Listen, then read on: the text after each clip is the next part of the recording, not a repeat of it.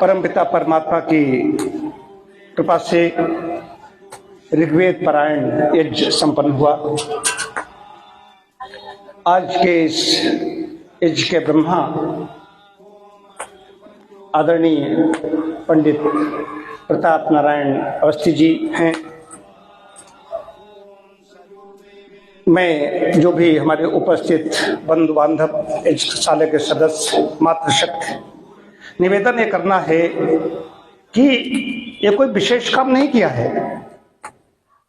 505 दिनों में जो ऋग्वेद की कक्षा हुई, और विशेष बात है क्षेत्र संन्यास में रह करके। क्षेत्र संन्यास का काल यह है कि मैं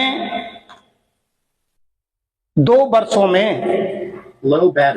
5-7 बार ही निकला हूं, उससे ज्यादा निकला नहीं हूं। तो क्षेत्र संन्यास में रह करके नियमित समय पर हुई कक्षा। ये भी नहीं सुबह की शाम को इधर उधर कहीं कर दी गई, और कोई ब्रेक नहीं है, बिना नागा किए, बिना अवकाश की कक्षा है ये।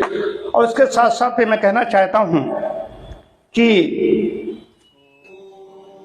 वैदिक संस्कृत संसार की प्रथम संस्कृति है और सारे संसार द्वारा वर्णनीय संस्कृति है। ऋग्वेद में ज्ञान कांड है। अब आगे यजुर्वेद प्रारंभ होगा, तो ऋग्वेद यजुर्वेद हम यहाँ ये बड़ी आदरणीय दीदी जो हमारी बैठी हुई सुधा दीदी जी, जो उन्होंने अपना 50 वर्ष लगा दिए इसी में, ये आपको बताने के लिए नहीं बैठा हूँ। लेकिन जो बात मैं कहने जा रहा हूँ ये आप सभी के लिए नहीं है।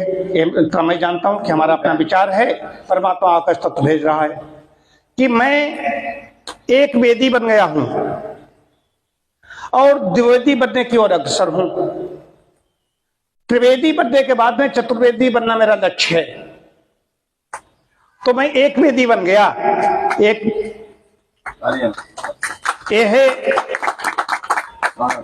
और मेरा ये मानना है कि जब से मैंने जाना, खाली आहुतियां दे दी कि ब्राह्मण और ब्राह्मण नहीं है जो वेद मंत्र का पाठ नहीं करता। 1 करो 2 करो, ब्राह्मण मतलब है ब्राह्मणोचित कर्म करने वाले। वो विश्वा में ब्राह्मण नहीं है, वो विश्वा वाले ब्राह्मण नहीं वेद में।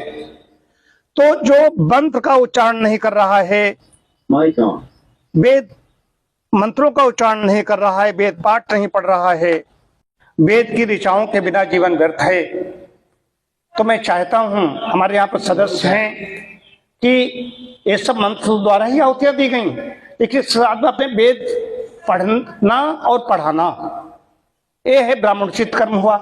ये तो यज्ञ करना और कराना, वेद पढ़ना और पढ़ाना, दान लेना और दान देना, ये हुए। तो उसमें वेद मंत्रों का पाठ नहीं कर रहा है तो ये कमी मानी जाएगी ब्राह्मण। तो मैं ब्राह्मण बनना चाहता हूं, कहने का मतलब ये है मैं ब्राह्मणत्व तो अपने अंदर में ब्राह्मण बनना चाहता हूं और ठीक ठीक ब्राह्मण बनना चाहता हूं। तो ऋचाओं के बिना जीवन व्यर्थ है। इसके लिए मैं संकल्पित हूं, अपना एक मंत्र पढ़ूंगा। भले ही मैंने यहाँ पर गायत्री मंत्र से आहुति दी, महामृत्युंजय से आहुति दी, मैं वही मंत्र बाद में पढ़ूंगा, वही मंत्र मैं बाद में पढ़ूंगा। लेकिन यही दे दिया तो पाठ नहीं है। तो आपने यजन किया है, हवन किया है, तो वेद पाठ करना पड़ेगा। और आज इसमें जो औषधियां दी गई, इसमें सोमलता भी थी। स्वामी विवेकानंद जी महाराज से कल मेरी वार्ता हुई थी, तो सोमलता के बारे में पूछा कि सोमलता की औषधियां जो डाली जाती हैं, जो ऋग्वेद में मंत्र आए हैं नवम मंडलम का, उसमें सोम लता है, सोमरस है, कैसे उसमें दूध में देना है, दधी कैसे देना है, सारा संविधान है, कैसे कैसे उसका रस निकालना है।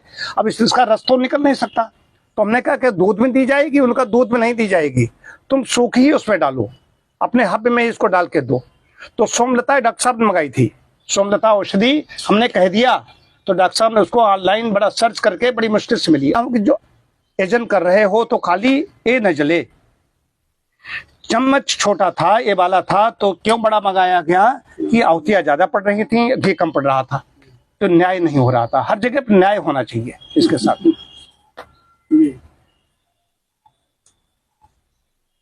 विशेष बात है 2 वर्ष 21 दिन में गायत्री महापुरस्चरण हुआ। 26,04,25 मंत्र पढ़े, शेष संन्यास काल भी है। और दूसरा इसी में वो 27 मार्च को गायत्री महायज्ञ हुआ था, और ये उसके बाद में ही आज 20 अप्रैल को 1 महीने के अंदर ही एक ये भी संपन्न हो गया। वैसे अच्छे तृतीया को उपनयन संस्कार आदरणीय आचार्य जी करवाते थे, लेकिन इस बार हमने कह दिया था गांव होगा नहीं, तो फिर भी यहाँ पर एक होगा, आचार्य जी के ही ब्रह्मत्व में होगा, ये मैंने कहा था। तो संपन्न हुआ। आप सभी की शुभकामनाओं से, परमपिता परमात्मा की कृपा से ही संपन्न हो पाया।